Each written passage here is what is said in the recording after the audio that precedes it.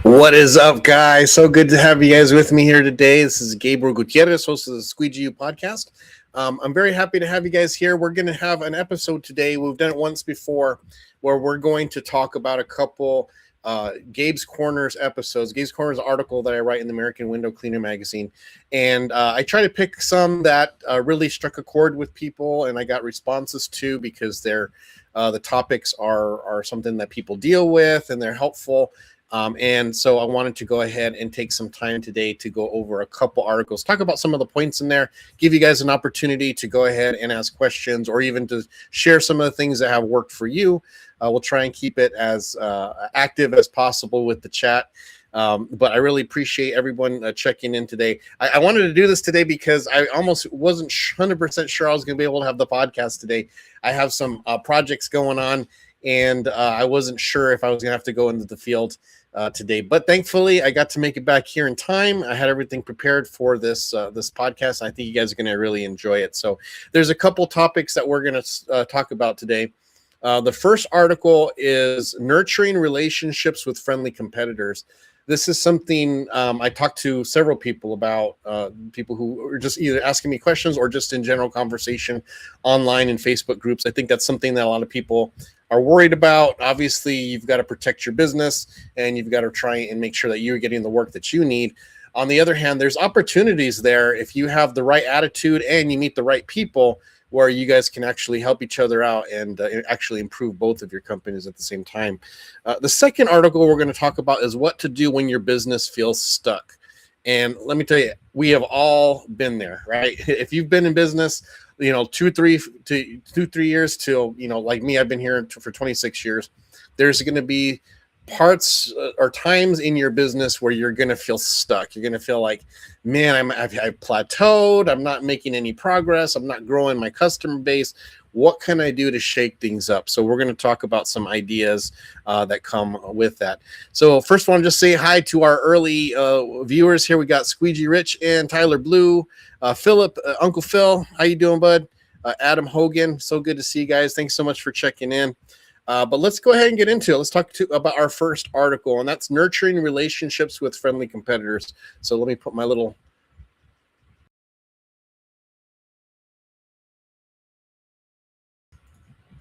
So this was an article I wrote a few years ago, and you can go to that page there in the American Window Cleaner magazine on their website. They have a bunch of articles that they've uploaded just the text, and this is one of them that you can reference if you want to read the article, but we'll talk about some of the main points that are in here. I do open up with a quote from an author. His name is Robert Scoble, and it says, link to your competitors and say nice things about them. Remember, you're part of an industry. And I think window cleaners recognize that a lot, especially those who are active in the Facebook groups. You recognize that we are a community. And even though nationally, most of us are working in different parts of the country, even other countries internationally, like Squeegee Rich, who's in here, these are things that we are still a part of an industry. So even if locally you have competitors, you guys are all part of something really special, which is the window cleaning community. So as business owners, we're always looking for ways on how we can grow our business. And obviously there's traditional ways of advertising, right? You got the paid advertising. You got a lot right now. Really big is social media advertising. Facebook ads, Meta ads. There's also Google AdWords. There's also a lot of other avenues of advertising you can do, from signage, physical signage, flyers, door hangers, signs outside of customers' homes, to print media, right? You can buy ads in magazines. You can buy ads on the back of scorecards at golf courses. I get those calls all the time. So you can start kind of wondering, well, what is the right type of marketing? What's good for me? Well, there's one that's right in front of us that we don't often think about, because the tendency is to think of our competitors as the enemy, right? They're taking the customers that I want to get, and therefore I don't like them. And really, there's some truth to that for sure. And I definitely get the people who are proponents of never befriend your competitor, never have any type of relationship with your competitor. I understand that. We'll talk about some of the reasons why people should be careful. However, I personally have always had good relationships with competitors in my area from the beginning. And of course, in the beginning, it was because I was hoping to gain something from them, right? I was hoping to learn something.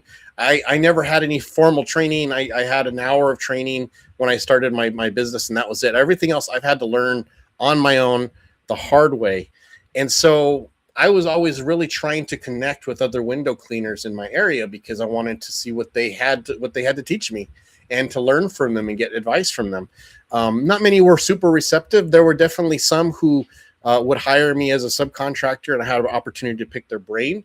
But definitely you can see why people who are within have competitors in their area would be a little standoffish to the people who are going after their same customers. So let's talk about first some dangers that you have to be aware of if you decide that, yes, I do want to start forming some reciprocal relationships with our competitors.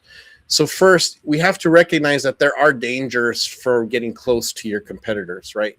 If you have a competitor who is unscrupulous, who maybe is a very ultra competitive, they may be looking to befriend you in order to hurt your business. That happens. That happens all the time around the country. So we do want to make sure we do our best to try and vet these people and try to figure out what their motives are. One thing you can do is if there's a window cleaner in particular you want to reach out to other people in the area. Do they know him? What kind of a person is he? What kind of reputation he has? I remember there was one guy who called me up directly. He was a competitor. I had just gone into a little retirement community that is south of Tucson. And he called me up and says, "Hey, what are you doing? What's your goals in here?" And I was just like, "Dude, I just want to make some money and feed my family. That's it, you know." And he was kind of came on strong to me on the phone, but we met in person after talking with each other. He kind of saw what I was about. I saw what he was about, and apparently he had some bad experiences in the past with people trying to come in and take over some of his clients. He was mainly working in that area, so he didn't come into Tucson where I was. So he was just very cautious about anyone coming into the area he worked at because he didn't want to have another experience like the other guy. But once I was able to kind of help him to see, hey, look, I'm not coming in here to take over a territory. I just want to come here, get a few accounts, you know, when I can, and I'm going to be in. We were able to kind of come to a mutual respect, and it served us well. Later on, I ended up buying his business from him. This is probably like 10 years later after that first meeting. He ended up selling. He's developed some health issues, and it was really hard for him to work in the heat. And he sold me his customer list, and that was a big part of me growing in that particular town. Now, had I had a negative attitude towards him, he probably never would have offered me the business. I was the first one that he called.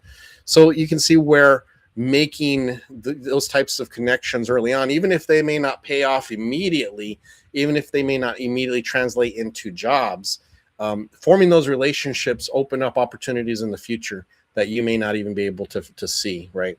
But you definitely want to make sure you try to vet them as much as possible, not only just in their character, but also what kind of a window cleaner are they, right? There are definitely, and I'm sure you guys have them, there's window cleaners in your area that have a bad reputation. There was another guy in my area who I got customers from regularly because he would just come in, do a horrible job, or he would do a good job the first couple times, and then he just decided he would slack off, or he would schedule appointments and not show, or he would cancel last minute, really, you know, quite often, and people just kind of got tired of him. So definitely, you don't want to connect with someone like that, because then if you're sending them work, your customers are going to be disappointed. If other people know that person's reputation, they're going to wonder if you're just like them, if you're doing business with them. So checking reviews on Google, Facebook, Yelp, Nextdoor, all those things, those are good ways to kind of see how people are. But even vetting them by talking to other business owners who might have been business with them, if you can,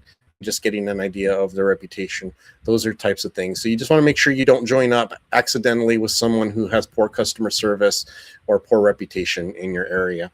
So if you can determine that, one, they're a good, solid window cleaner, and two, that they don't have any ill intentions towards your business, well, that's a good sign that you have an opportunity to set up a mutually beneficial relationship. So what does that mean? Well, you're looking to be able to, one, not harm each other's businesses, but be able to fill in gaps that maybe the other person has. So you want to try and figure out if there's some type of symbiotic relationship that you can have. For instance, and we'll talk a little bit more about this in number 3, but maybe there's an area of town that you don't want to go to. It's a little too far from where you live, and it's just not worth you to drive out there to do one job. You may make an arrangement. Well, hey, if you go out there, I'll send those work to you, and then maybe vice versa. There's an area that you go to that they don't want to. You can have those types of reciprocal referrals set up. So there's different things that you can do, but you want to determine that there's a mutually beneficial, friendly competitor relationship that you can have. How can you sustain this? What are some things that you want to do before you enter into an agreement? Number 1, meet in person. Invite them over, have some coffee together, have a lunch together, just do something, maybe even hire them to work with you on a job, just so you can kind of get to see what they have. But you don't want to just have this relationship formed over the phone. For one, some people are really big talkers, right? Some people are people who just, they talk a big game, but then when it comes to actually doing the work, they do a horrible job.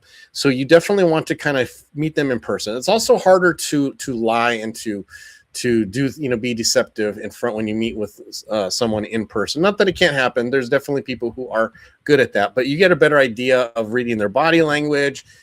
Are they relaxed? Do they come across as friendly? Do they come across as genuine? You can start to see a lot more about the person when you meet them. Also, are they late to your appointment? Do they blow you off? Those are all different things that you can now have an opportunity to see how are they really like. So meeting in person is important, especially at the beginning, but even throughout the year, meet in person and just kind of reunify or reestablish your relationship and reaffirm the fact that you guys are there to be reciprocal help to each other. Number 2, you want to communicate clearly and regularly. So this is really important. And it may even get to the point where you write actually up a contract, right? But you don't necessarily have to. It can be verbal. But if it gets really complicated, if there's real specifics, it may be best to write up a contract so things are very clear. But you want to come to an agreement that, hey, if I refer this to you, this is how you're going to compensate me. So it could be a finder's fee, right? A percentage of the job, or maybe a flat rate. If I give you a job, you give me $15 or whatever. You're basically selling leads, and vice versa. So come up with some agreement that is mutually beneficial for both of you and makes business sense. Obviously, we're not looking to have a huge, gouge them or anything like that. But we definitely want to it's got to be worth your time, right? If you're taking the time to send work to them, you've got to be able to get something in advance. And it could just be the promise of future referrals. It could just be that, it could be no money exchanges for the referrals, but you guys just have enough give and take that it makes it worth it to have that relationship. Or have someone, especially if you're a single owner operator, you have someone that you can call when you get a bigger job that makes more sense to have 2 window cleaners on it, or even more. But so those may be some of your agreements that you're gaining. But just when you make a new friend, anytime, you got to take it slow. You want to get to know them a little better. You want to build a rapport. That's what the communication is for. The communication is to reaffirm the agreements that you have and to make sure that everyone is still okay. So just like in any relationship, you want to check in every so often. Hey, are we still good? Everything's still good? You want to do that with your friendly competitor as well.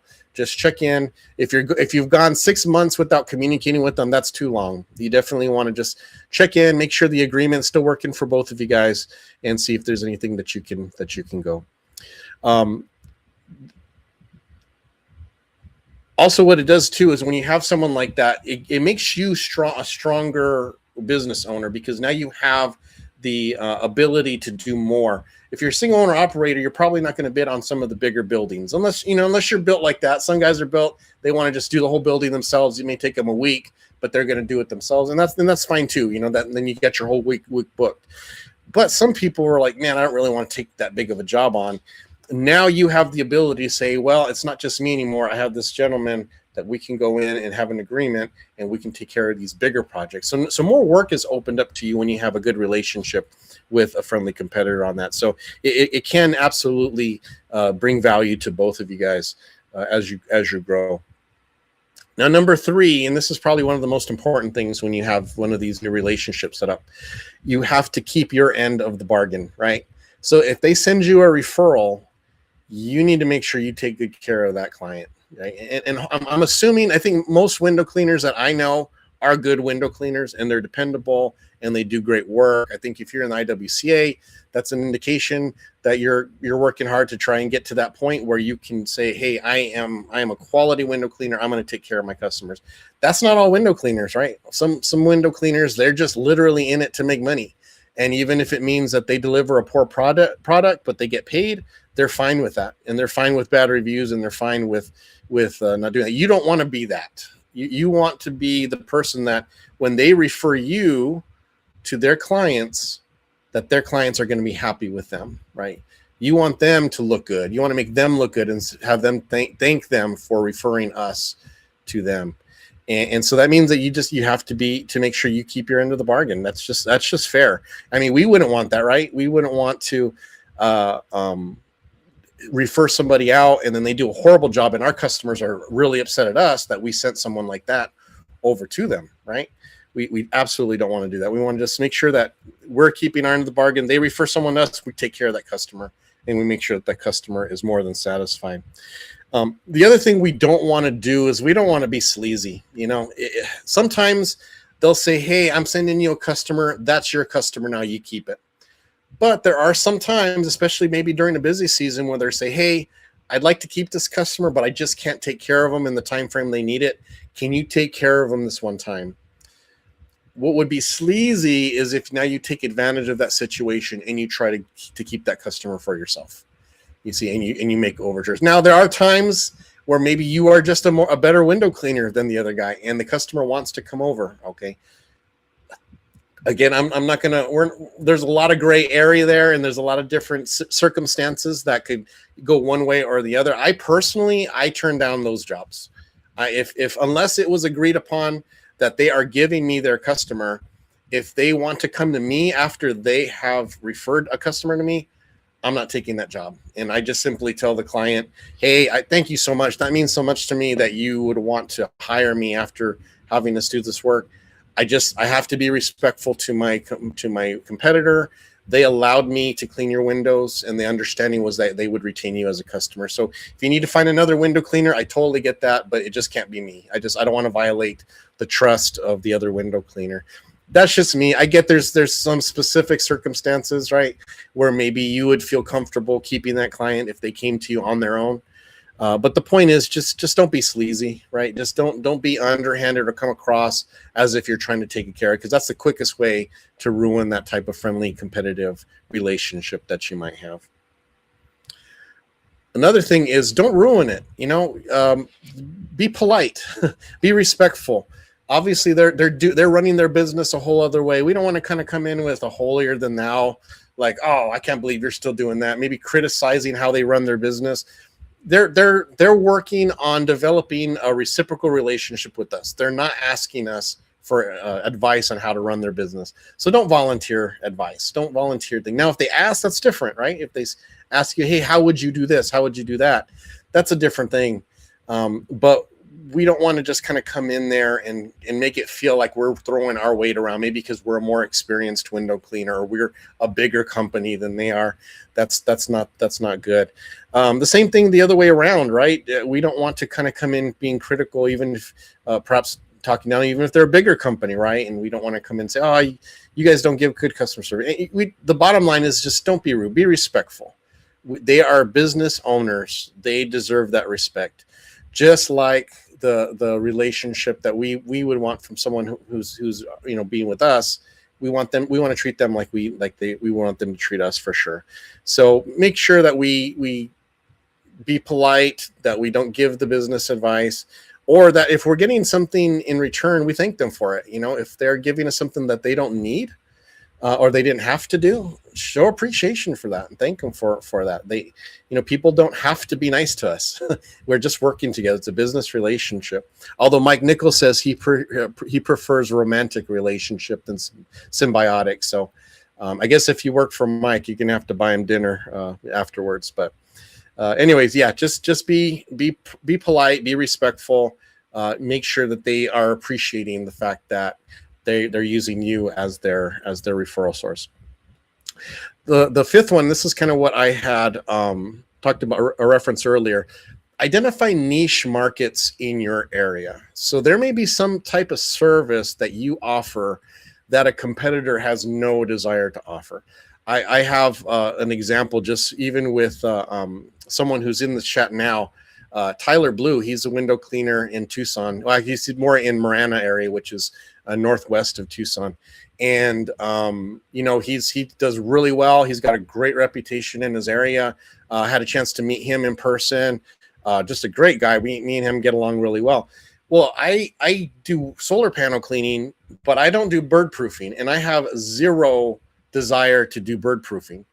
So I just sent him a referral. It hasn't closed yet. I guess the customer hasn't called him, but he did seem really excited about it when I talked to him about the option. But I called Tyler and said, hey, do you do bird proofing? He says, absolutely. I sent him some pictures. He gave me a ballpark quote. I gave it to the customer. And that's good for me, right? Because the customer was super excited. I'm delivering a service to them that they didn't even know existed. And then now Tyler's hopefully is getting some work. I'm going to keep working on him, Tyler. Hopefully we get him close the deal. But that's a niche that I'm just not interested in getting into, but that he does. So now it's a good reciprocal partnership here, right? And I have several of those with several people. Another thing with Tyler, he does 2-story solar panel cleaning. I don't want to go 2-story with solar panels. I just don't. I'm good with single story, or if it's something that makes sense that I can do from the ground, I'll do it. But I just don't have any interest in that. But Tyler does. So I told him I'll send you any 2-story solar panel clean jobs I have, because the customer will get taken care of, and it's something that I don't want to do.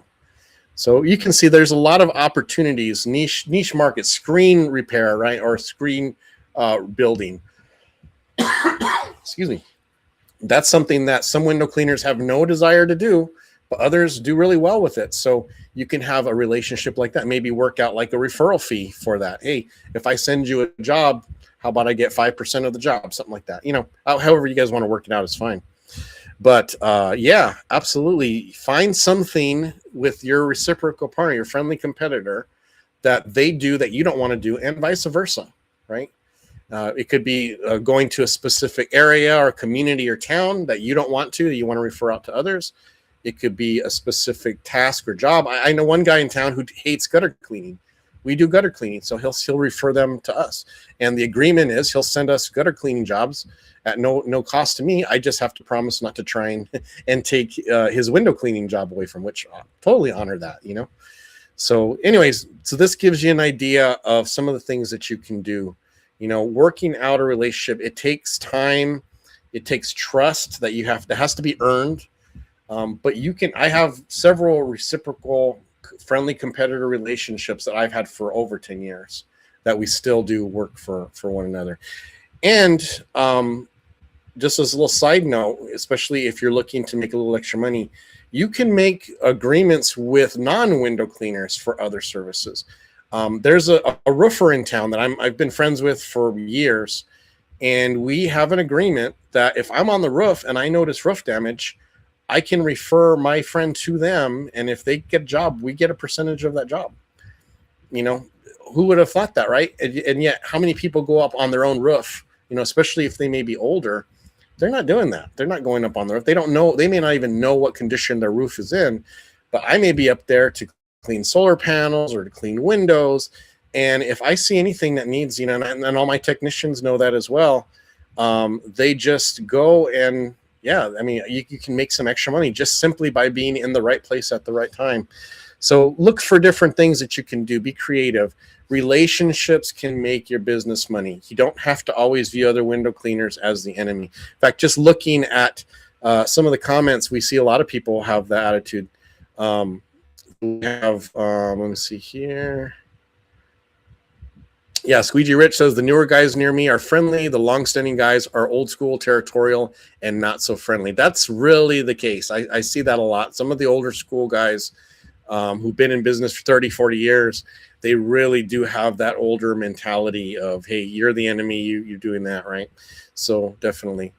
And Mike Nichols says 40% of his accounts are thanks to a bad company in his area. That happens, right? So that shows why you want to make sure you pick the right partner if you decide to go in that. Thomas Wilson says around here, 3 of the bigger businesses have gone out of business in the last 2 years. So being small and tight like that, and perhaps having those relationships are things that can kind of help you. Mike Polsky, he says friendly competitors are good for subbing work and bouncing off ideas. Absolutely. And then Thomas Wilson again says, I don't think I have competition. Others in the area send people to me because I embrace what others hate or don't know how to do. That's very true. That's very true. I know I used to get a lot of work for the storm windows because a lot of the window cleaners in my area hate it. We don't have a lot of them, but when they come across them, they're, pain in the butt. So we used to get work from that. Not so much anymore. I think maybe they're wanting to do that. Jake Van Orden, he says, I have a great relationship with many companies here in Utah. I have collabed with many over my 27 years, and most of the guys and gals are really great people. Absolutely. Yep. So we can see different areas that we can take advantage of this. So be smart, protect yourself, but don't be afraid to look at your competitors as sources of income. You guys can be mutually beneficial, symbiotic relationship, or as Mike Nichols wants, his romantic relationships, if you like, and get your business strong. So, all right, well, that's the first article. I'm going to play a little commercial, and then we'll get into the second one. Oops. Maybe I won't. I don't see it here.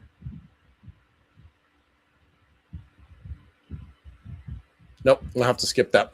Okay, let's go ahead and go to the second one here.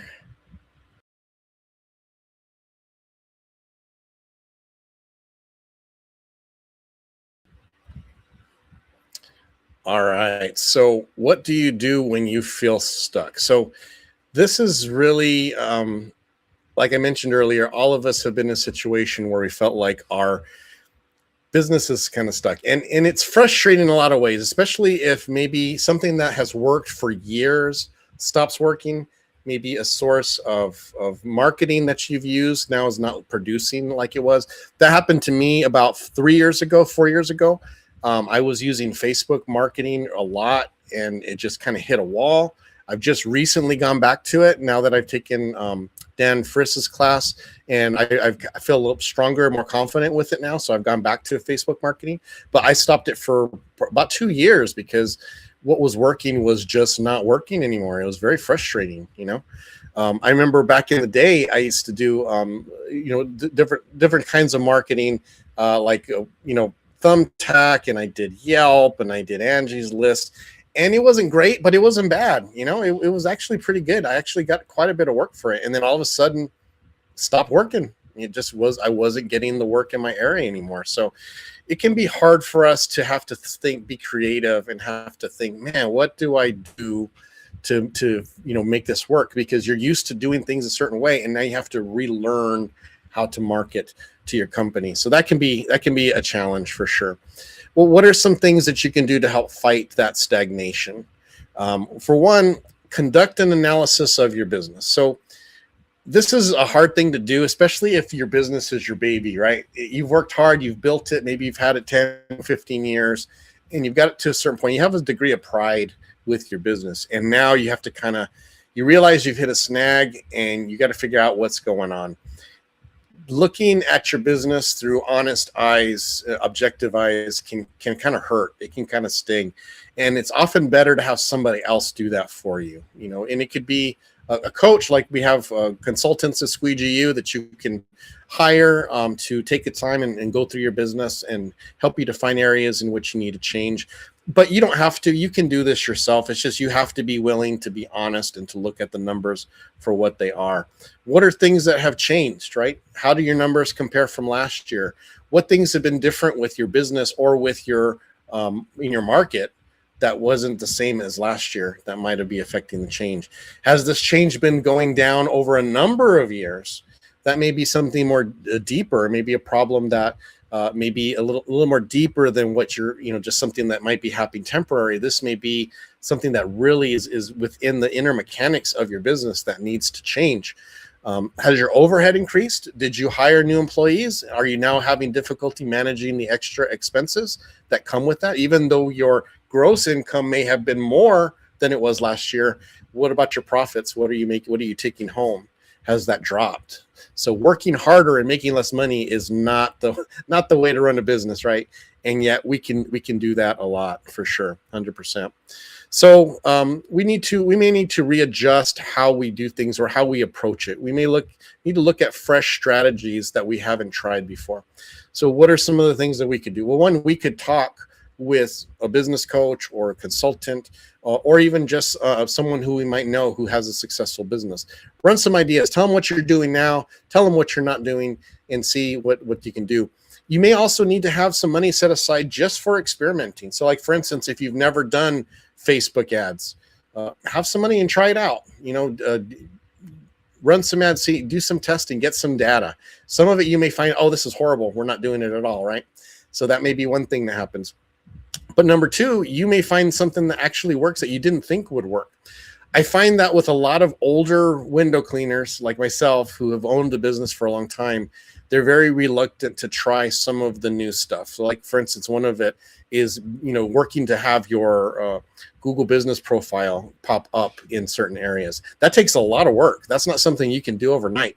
That's constant posting over and over and over again, and with specific ideas in order to boost your Google business page. That's a strategy. So you may hire a company. Like I use WCR Marketing to help me with my Google business profile. They do a wonderful job. It's AI automated. I don't hardly do any work other than send them content to post. They write up, and then I have the option to approve every post. So that's something that works for me. But you can do that yourself if you have more time than money, which I've been there. I've been there where you're sitting at your desk and you're wondering what to do. That's something that you can learn how to do that. Has your market changed? Are there people who are now looking for more of an all-in-one cleaner rather than just a window cleaner? I remember I fought doing other things, adding other services for years. I think it might have been 15 years before I started adding, gutter cleaning and pressure washing and stuff. I didn't want to do it. I just thought it was a hassle. I just wanted to focus on window cleaning. And for years it was fine. And then I started, especially when I needed it to grow, when I had my daughter and our expenses went up, all of a sudden I found like, man, the window cleaning alone is not cutting it. I need to add some other value. So that's what worked with us. We just started adding other services and then informing our clients about those other services. And that really helped to kind of pull us out of that plateau during that time. But I probably had about 5 or 6 plateaus in my business where you just hit it and you got to figure out what to do. And there's different things you can do. So analyzing your business, what things have changed, what has changed about your market, what has changed about your business, what has changed about all of your efficiency, all of those things. I think we're going to talk about efficiency coming up here. Yes, we are in number 3. But looking at your business with a fresh set of eyes, maybe having someone who is not part of your business look at it to kind of help analyze it. Those are things that can help you to figure out what things you can experiment on to try and get you back into gear and moving forward. Also, number 2, you want to reconnect with your customer base. I've been guilty of this in the past as well. You have a loyal customer base. Maybe you've had them 10, 15 years. You've gone there, clean windows. You've done a wonderful job, and they're super happy with you. But over time, especially if you start getting involved with other things, or maybe even just life, right? Maybe now you've got more medical issues that maybe your spouse is ill, your child has expenses, your parents are ill. Those are things that take your time and energy away from your business.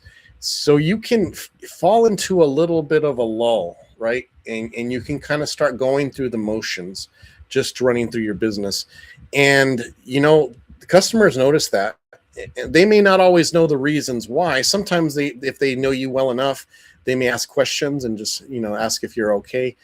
But some people just view it as bad customer service. So if there are things going on in our life, and maybe we've gone a good period of time, a year, maybe even 2, where we feel like we've lost touch with our customer base.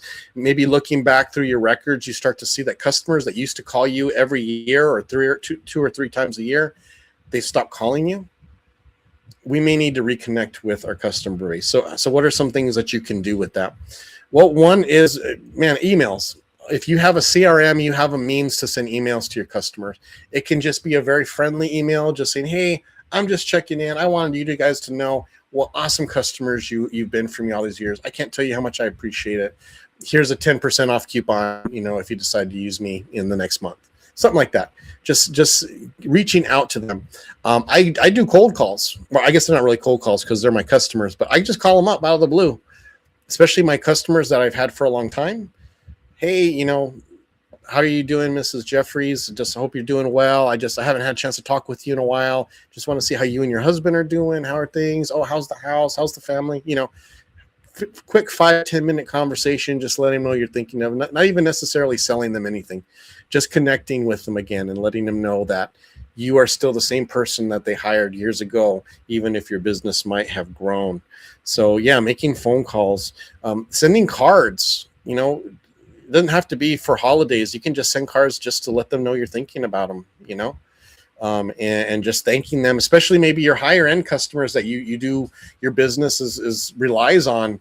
Make sure they know they're appreciated, because they can go to anywhere. They can choose any other company. The only reason they keep calling you is because they're satisfied. So part of making sure that relationship stays solid is by letting them know, communicating with them about how important they are to you. And that's really important. So whether it's talking to the customer longer on a scheduled job, whether it's communicating with them about services that you offer that they may not be aware of, maybe it's even, if you're doing estimates in an area and there's a customer in there that you haven't seen in a while, drop by, knock on the door and say hi. That connection means a lot to people. They're used to living in a society where AI is reaching out to them and they call up their credit card, or they call up their bank, or they call up the hospital, and they're talking to robots and they're talking to bots, and they hate it. So when you can make a human connection, a lot of times that's enough to kind of rejuvenate your customer base. And just do a little bit at a time. You don't have to kill yourself on it, but make it a point to have that connection. Craig says that we schedule all next services upon completion of the current service. Yeah, that's that dentist tactic, right? That Jersey talks about, and that's really, really good if you can. But it's like Mike Nichols says, cards 100%. Man, I can't tell you what a positive response we get when we send cards out. Just people appreciate it so much, even if you don't have to say anything heartfelt necessarily in it. Just thank you for being a customer. I wanted to take some time to let you make sure you knew what you meant to us. Just something sincere but short and sweet, and people really, really appreciate that. So yeah, absolutely. Make sure you reconnect with that customer base. That may be enough to rejuvenate them and increase your calls up again. Number 3, identify inefficiencies. This is harder than it looks, especially if you've been doing things a certain way. You're just kind of in auto mode, man, and you just go and you do it. This can be inefficiencies in your office and how you handle callbacks. It could be inefficiencies when you get on site, how you set up your truck, how you set up your belt, the protocols or the processes that you follow when you get on site. Man, and there are just things that can really weigh you down. If you could free up an hour a day, you could squeeze in one more job in that. I mean, it'd be a small job, but you could squeeze it in and up your daily the amount that you make in a day.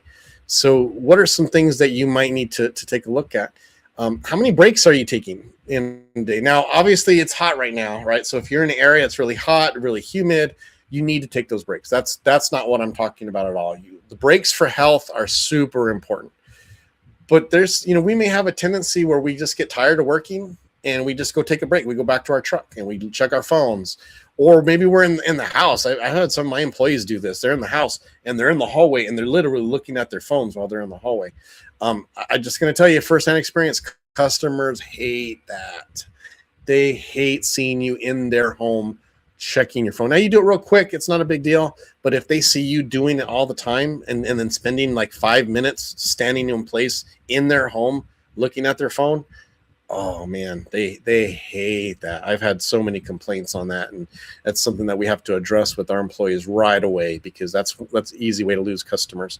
So look at what are some things that you're doing that's wasting time. What are some physical inefficiencies? But there's also some processes that might need to be changed. Like for instance, I ran 2-man trucks for years, and I just thought, well, that made more sense because it's 2 people, only 1 truck. That's less gas, that's less maintenance on the vehicle. and we can get more jobs done in a day. And then I had lunch with Greg Reed. He was a former president of IWCA. He's on the board now.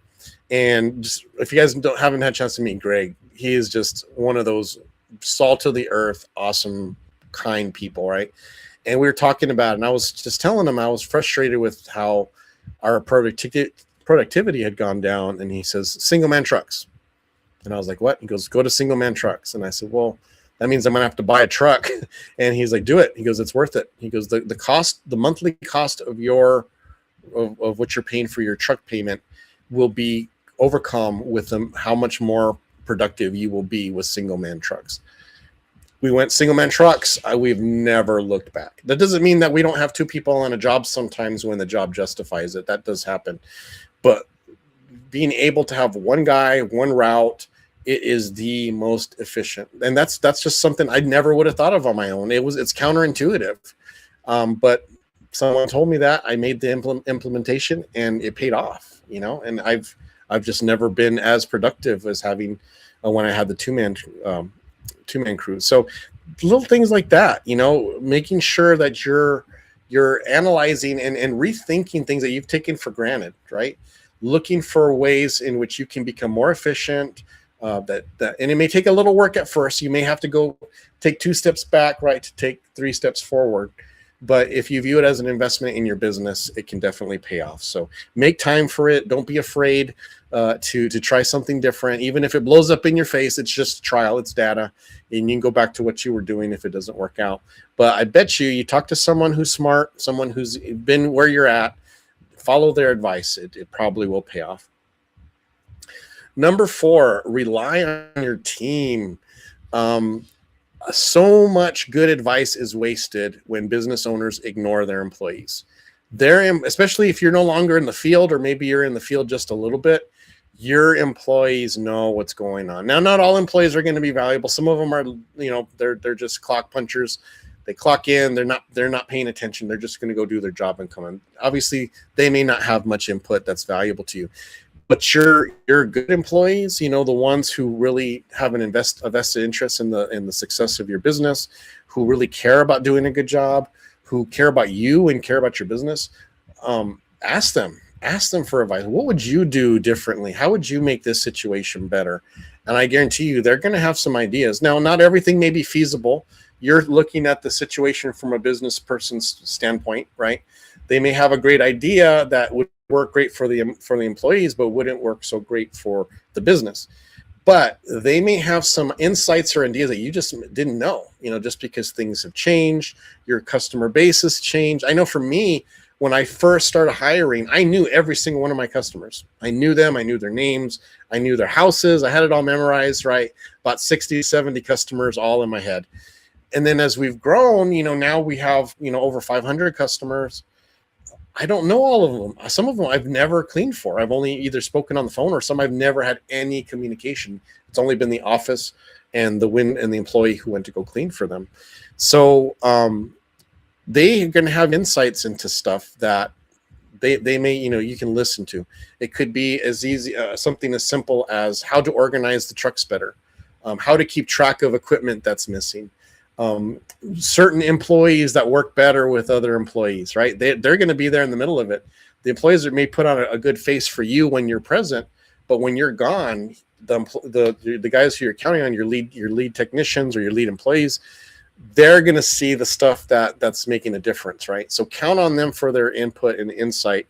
Implement what you can, and do your best to see, where can I get the actual data that I need to help to implement things? So definitely talk to them.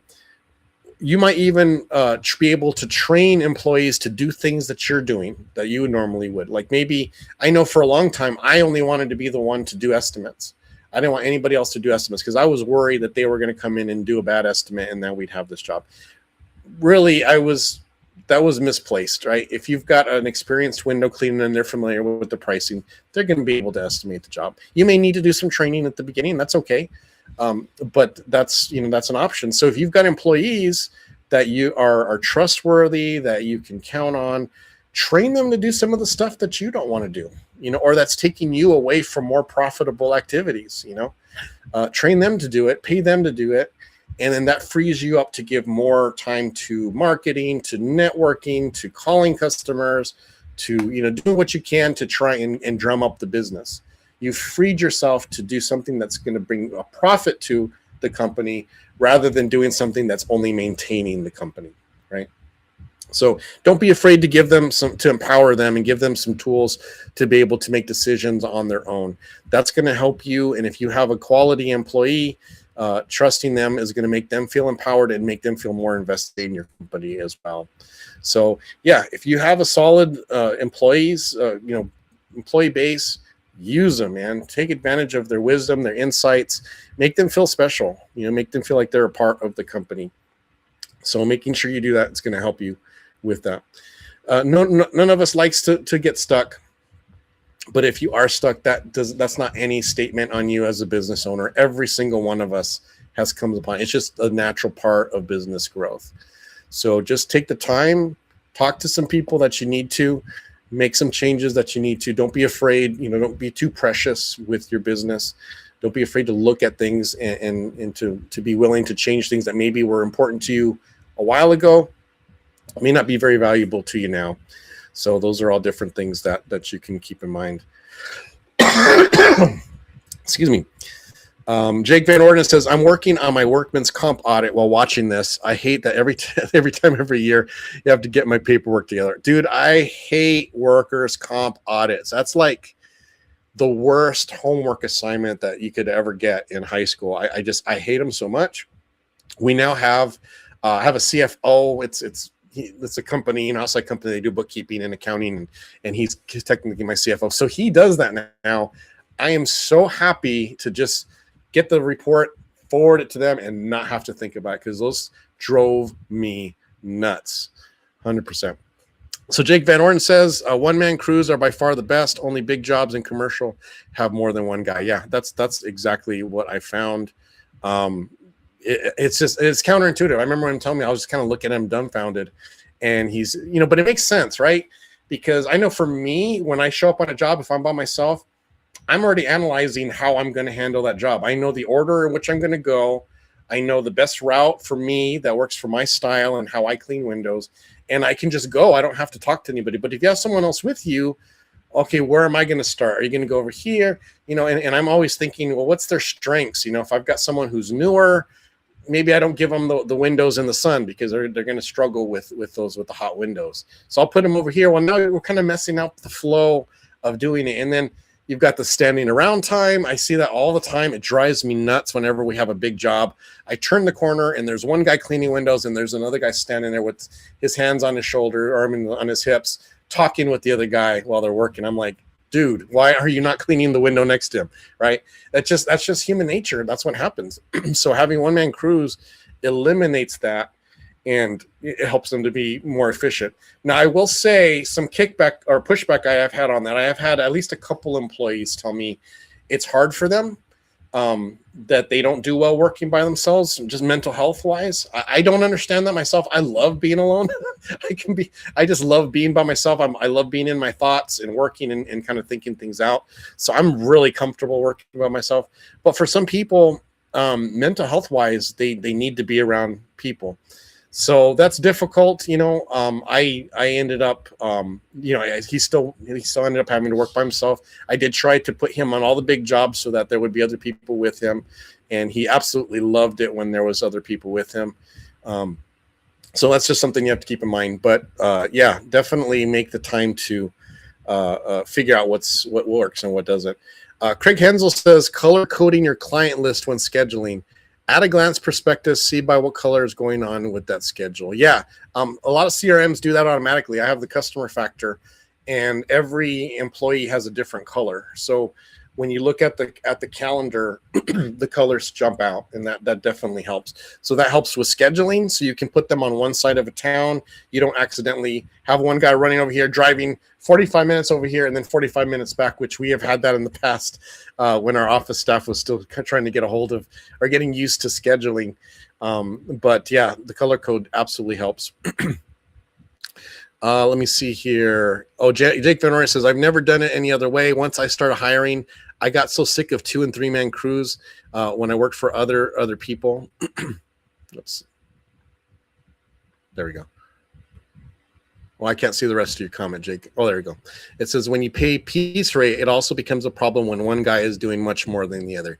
That is 100%. If you're doing any type of percentage based, like maybe they're 1099 employee and you've got 2 people, man. And I've seen, not for my, because I've never done piecemeal. I've always done hourly, but I have heard of and seen videos of crews getting in fights because one's not pulling their weight and the other one feels like he's basically stealing money from them because he's doing all the work and the other guy's just kind of goofing off. So that absolutely comes into play for sure.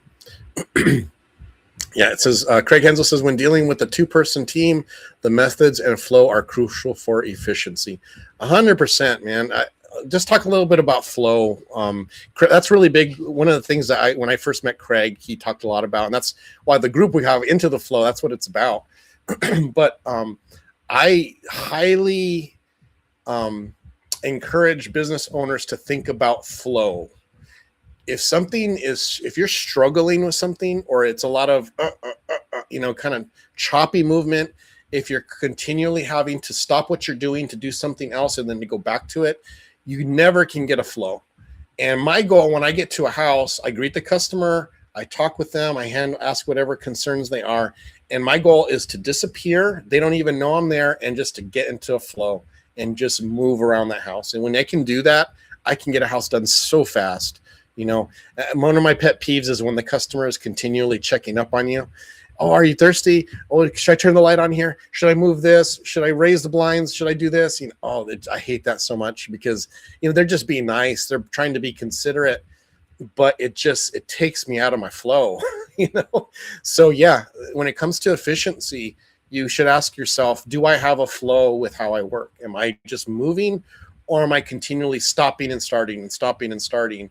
And that's where breaks can really hurt you. If you take excessive breaks or you're continually checking your phone, man, that can really mess up your flow. So thanks, Jake. Craig, that was really, really great advice. Okay, Mike Nichols says he makes TikTok dance videos in the customer's home. So I've seen those, Mike. You do awesome. I don't think anybody would blame you for doing that. So you just keep doing what you're doing, man. You make it work. Oh, Craig has a really cool idea. He works. I remember seeing your soaps, Craig. He says he works with the local soap maker. Our next marketing campaign, we'll hand out local natural made soap. The packaging we will design, and that will be our business card. So that's a really good idea. I've known several window cleaners who have done something like that. I've known some who have bought a bunch of sprayway cans and put their business logo or wrapped around it. Same thing. I've known some who have little like shower squeegees and imprinted their logo on there. Different things like that to just keep your brand in their eyesight, right? That's the big thing with social media. We want to stay in their feed. Well, if you've got your logo on a product that someone uses often, like a shower squeegee, that's a really good marketing thing, or soap. If you've got natural soap and people are like, wow, they are kind of drawn to that, and you've got your name attached to that, that's a great way to do that. So absolutely. Yeah. We want to make sure that we do that and find ways that we can get our logo into their home and they're happy that it's there, right? That's the key. We don't want to just give them something that they're just going to throw away. We want to give them something of substance for sure. Let's see here. Oh, Craig also says we schedule all next services upon completion. Oh yeah, we talked about that. Multi-service per season plans that include events and holiday services. So that's a really good thing that you can do. So, all right, very good, man. Well, we covered a lot here. Let me see if I missed anybody. I think I got. If you guys have any other ideas, go ahead and put them in the chat. I'll say them before we end the show. I did want to play this commercial that was supposed to be in the middle of the two, but I'll just play it right now. My name is Danielle Nunez. I am working in the Bay Area, and I'm a graduate from Squeegee. I owe my success to Gabe and the fact that he spent so much detailed time with me. It really gave me a leg up to the competition that there is out there and made me have a successful start in this business. I come from zero experience, zero skill. So everything that I learned and everything that I have been able to achieve has directly been influenced by Gabe and Squeegee U.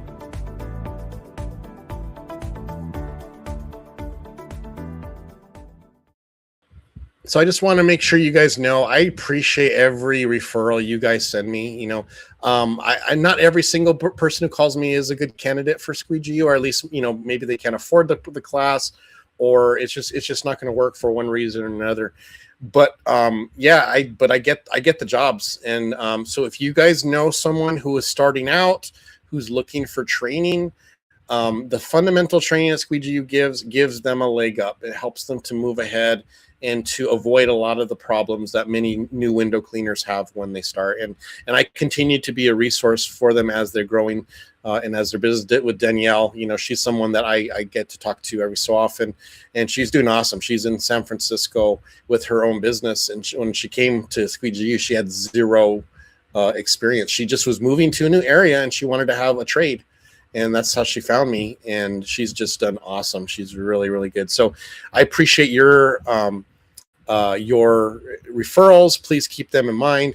And also for our consultant services, we offer those for people who are experienced window cleaners, maybe just need some assistant, like we brought that up here.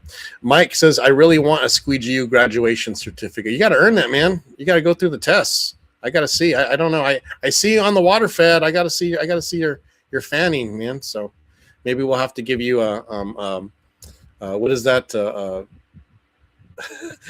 What are those honorary Squeegee U degree for that? Jake says, when working in teams, it's good to have a system before you start the job. For example, if you're doing a large interior office. Oops, I don't know why these are not opening up for me here. There we go. If you're doing a large interior office building, one guy wets, one guy takes off, and one guy pulls down blinds and wipes up slop. Not having a plan creates nothing but chaos. That's a good idea. I've done that before, where we have one person doing one action and you just fly down there. One of the consulting jobs I did for Squeegee U in Florida, we had a big building, and the guys were pretty new. You know, one guy was experienced and he did really well, but the other guys were pretty new, and we had a time limit on getting the interiors of this huge building done. And that's exactly what we did, Jake. You know, I had the newest guy who had zero experience. He wet, no, he ran ahead and raised the blinds. And then when the next guy wet, the experienced guy was the one who did the polling, and then I came behind and I lowered the blinds on it. And it worked great, man. It worked really, really good. We got those windows done really fast. So yeah, have a plan. It could be a lot of different things. But yeah, it's good to have that. So anyhow, yeah, man. Yeah, Squeegee Rich, looking forward to you coming, man. He's going to be at the convention. Looking forward to seeing him there. And Jake, I think you're going to make it, right, Jake? I think you said you're coming. So looking forward to seeing him there. I think most of the guys in our chat are going to be coming, man. If you're not coming to the Elevate convention in Austin, please consider making plans. It is going to be so much fun. And last year was a blast. I think we're going to probably get close to doubling the amount of window cleaners coming this year. We're really hoping for big numbers this year. So hopefully that works out well. But we are just out of time, guys. I appreciate you so much. Thanks for everyone being so active in the chat. That made this real enjoyable. I'll be doing these Squeegee or the Gabe's Corners probably, you know, every other month or so. I think it's just nice to be able to get some information and have you guys have a lot more participation in the podcast as well. But next week we'll get back to having guests. I haven't confirmed yet our next guest. I'm still waiting to hear back from him, but I'll put a post as soon as we get a confirmation on it. But thank you guys for being awesome. I appreciate you so much. Please continue hanging in there. And if you guys need anything from me, you know where to reach us, squeegeu.com or squeegeu@gmail.com, or you can always send me a text message or DM me in the chat. Take care, and we will catch you next time. See ya.